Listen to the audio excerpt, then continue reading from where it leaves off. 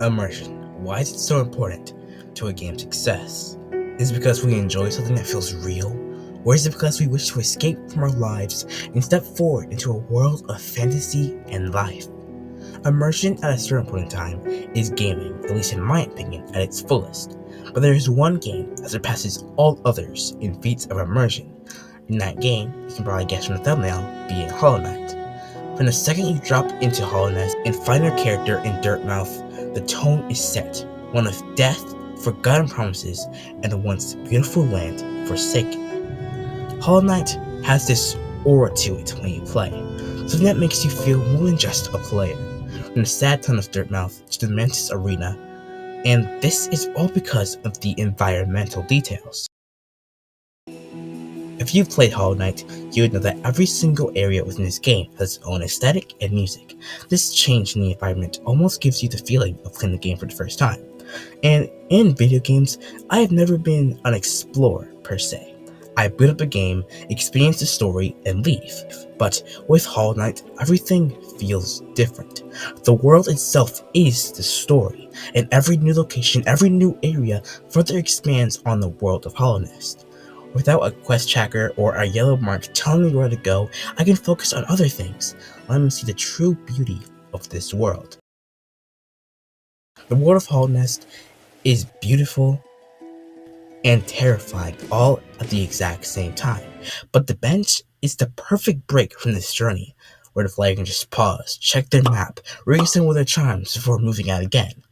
Other games have similar things like this, like teleport waypoints or my personal favorite, taverns.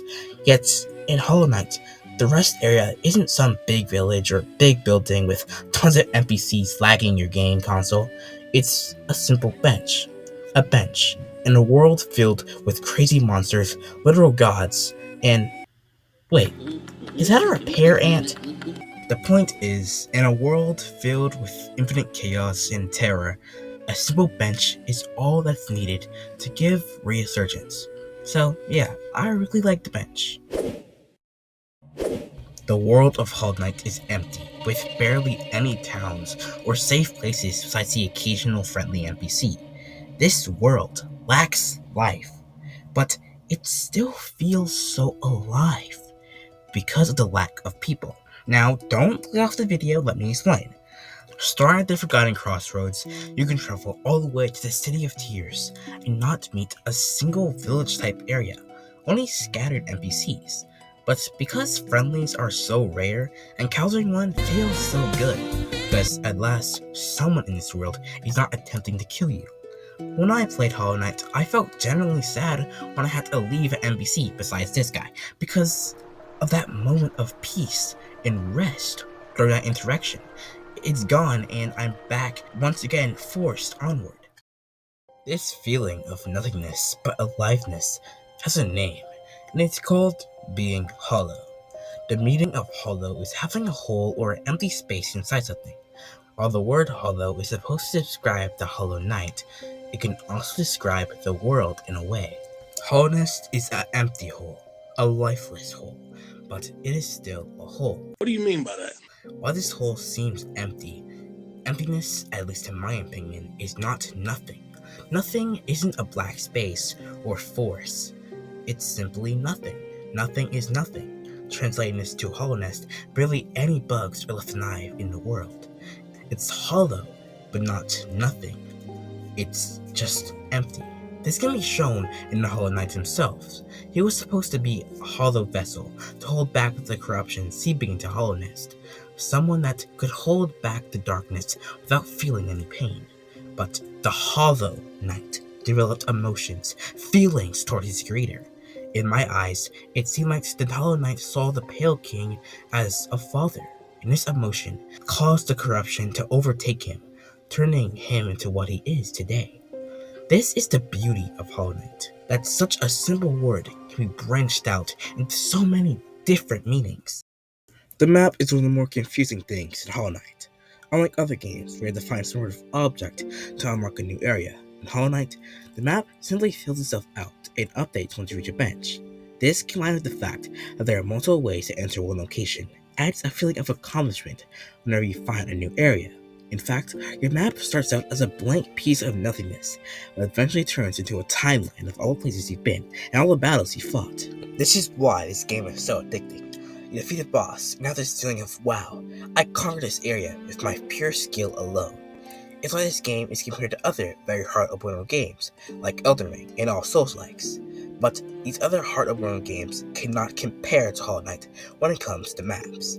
In Hollow Knight, you have your map, but in each new area, you have to buy a new map for that area that you then copy onto your old map. But buying a map isn't always so easy. The person who sells these maps in Hollow Knight sincerely stopped making bug by the name of Cornifer. Fighting Cornifer can at times definitely be difficult, making the player have to engage and actually focus on the game. The progress is so underused. When I reach a new location, I don't care if I'm in the middle of the grocery store, my volume will be turned up to max listening for this guy's humming.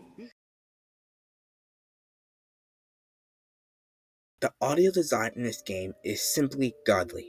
Every step, every jump, every slash is just extremely relaxing and smooth. Walking around Hallownest, the ambient sounds are amazing, showcasing exactly what is happening in the surrounding area. And in a location like the ancient basin, the bone-chilling sound of wind warns me of exactly what I'm about to face, the ruins of Hallownest. This wind sound is used in multiple parts of the game, and does a perfect job of telling us with our ears what we should expect from the area.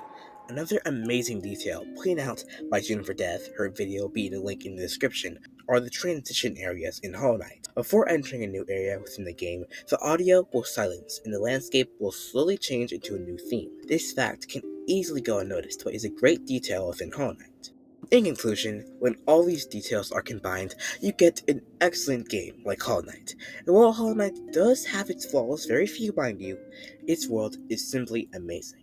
And I think it does deserve the title of having one of the best and perfect worlds in gaming.